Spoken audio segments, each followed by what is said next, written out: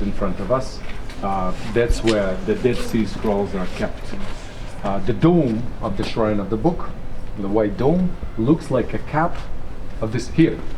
You can go if you want, but this is, I think it's too long to go around. I'll watch you. You can go around here, or you can get downstairs, whatever you like.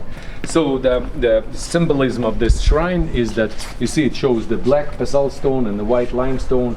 It's an eternal battle, well, eternal, or maybe not eternal, battle between the sons of light and the sons of darkness that is described in their literature, the apocalyptical literature. Because during the excavations, not only the scrolls that were from the Bible, but also their own literature was found. And what we have here in Israel, out of all these 950 scrolls, we have in Israel the 7 full scrolls and around maybe 10,000 fragments, okay? But 10 full scrolls, this is the complete version of the book of Isaiah, 734 centimeters. The secondary book of Isaiah, the interpretation on Habakkuk, Prophet Habakkuk, Pesher Habakkuk, the community rule, and that's what we know how these people organize their life, their community rule, and the commentary on the book of Genesis, and the final war between the sons of light and the sons of darkness. Okay, the sons of light and the sons of darkness. So that's in their literature. The evil priest against the righteous king. You know, that is described very scrupulously. Okay, so can you come closer, because the group's coming and we don't want to. So these scrolls are here, okay, in Israel. These 7 scrolls.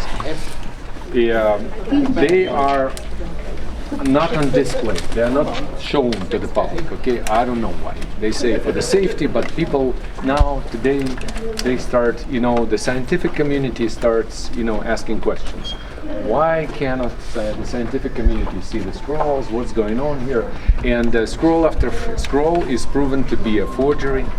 Also in Berlin, in America, many scrolls, not here, many other scrolls. And that's why people are starting to be nervous, you know, the scientific community, not me. I cannot really say what is real, what is not. I can't really say what is gold, what is not. But they do know, and that's why it's important that the public will be an open access to these scrolls, that people will be able to see them. Okay, so what you're going to see inside the museum is on the display is a facsimile of this 734 centimeters of the book of Isaiah. But there on the display, surrounding this place, you will see lots of fragments of the real scrolls fragments. They were written on the parchment, on the leather, on the bronze, on the copper, on the silver, and different materials. But of course, the majority were written on the papyrus. Okay, and that's what it is. So 7 scrolls here. This is the eternal battle between the sons of light and the sons of darkness. The building was accomplished in 1961, but on the ground floor, in the basement floor, there is another story. If you have time, then go there too, because we heard already about the community. I think I told you all the story. You will just, you know, pass by there. But on the ground floor of this building, there is another story of the famous Aleppo Codex. Okay, here we speak about scrolls. Codex is when the scrolls are put together in the book. That's the first book. So this Aleppo Codex, before the Dead Sea Scrolls were discovered, was the oldest Hebrew Bible in the world. Wow. Okay, and it dated to the 9th till 10th century AD. This was the oldest. And of course, I told you that the Jewish people, they saw their task as the keepers of the book. Okay, they needed to keep this book, and there were lots of events when this book was taken from them, and the ransom was required, and they needed to pay the ransom in order to release this book, because this was in the era when there was no printing, there was no internet, there was no nothing, and that's why it was so important to keep this Aleppo Codex. This Aleppo Codex was verified by by and compared by a very famous Jewish sage whose name is Maimonides or Rambam. Maimonides, the personal doctor of Sultan Saladin, is one of the most accepted interpreters of the Hebrew Bible, and his name was Moshe, Moses, and that's why Jewish people say from Moses to Moses there was no Moses yet. From Moses that gave us a law to Moses from the Middle Ages that gave interpretation of the Bible. So he saw with his own eyes Aleppo Codex, and he verified other copies of the Bible. This was a Bible, Hebrew Bible, on which other sages compared their other copies. Okay, it was like a standard, this Aleppo Codex. Okay, so first it was written by the Jews during the Abbasid Caliphate, yet in the 7th century. But the first notes of it we know from the 11th century. It was kept in Cairo by the group of Jews. It was a group of Jews, the movement of Jews called Karaite Jews. Who were these Karaite Jews? The Karaite community almost doesn't exist anymore. There are just a few of them left. Were the Jews that believed only in the written Bible. They never believed in the oral traditions. Talmud, Mishnah, and others, they didn't accept it, like the rabbinical Jews. And that's why they were called that way, because Kara means reading, okay, like Quran.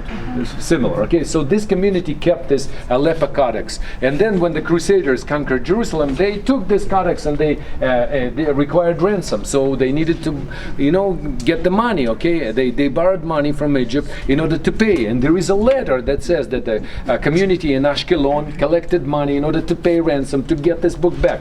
Then there were other cases. They brought it to Aleppo in Syria, where there was one of the oldest synagogues, Jewish synagogues in the world. I mean, Syrian Jewish communities from the very beginning. And they kept this scroll there, together with other relics, in a special cave that they attributed to the prophet Elijah. Okay, they kept it there, and then modern time, the war began between the new established state called Israel and the new established state, also new established state called Syria, and the new established state called Jordan or Transjordan. These states were all new; they didn't exist before, and they started to fight, with Israel, because they didn't want Israel to exist in the Muslim land. Okay, this is Muslim land. Well, Islam is a true religion. How come these Jews come and they create their own state? Their time passed, another theology of replacement. So there was a war. So what's going on with the Aleppo synagogue? It was burned, and they say all the scroll was burned.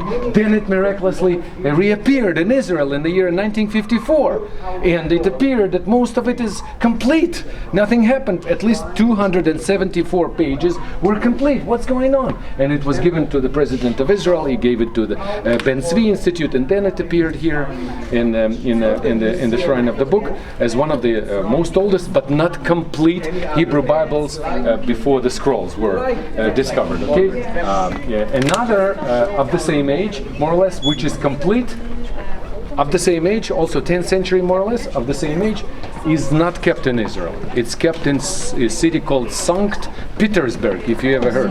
It's a former capital of Russia, and now a second largest city in the Russian Federation.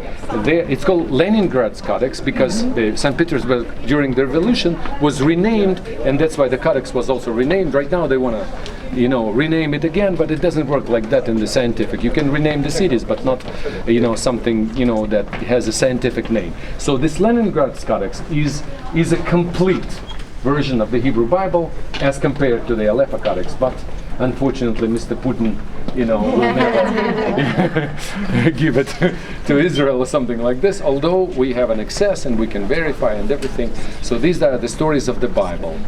Okay, the stories of the Bible, how we got the Bible.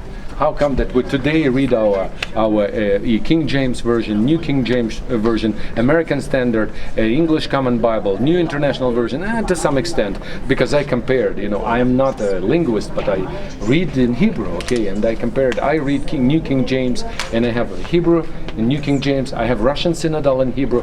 I compared, I think these are the most verified if you compare with the Hebrew text, is to my knowledge. Okay, I want to remind you, I am, first of all, Hebrew is my second language, and I'm not a huge specialist, but I read, every day I read a little bit, portions and everything. So This is from my knowledge, but you can also, you know, just go on the internet and see and compare and see what versions, because you're so blessed, you have many versions of the Bible, and see which is more close to the text. Because in my opinion, NIVs, I would call it a very good interpretation of the Bible, but it doesn't, you know, it's not literal, it's not verbatim, you know, and that's why, I don't know, you need to be careful, in my opinion. Okay, so this is a self-guided tour, and please don't take pictures there. And how long do you need? Tell me.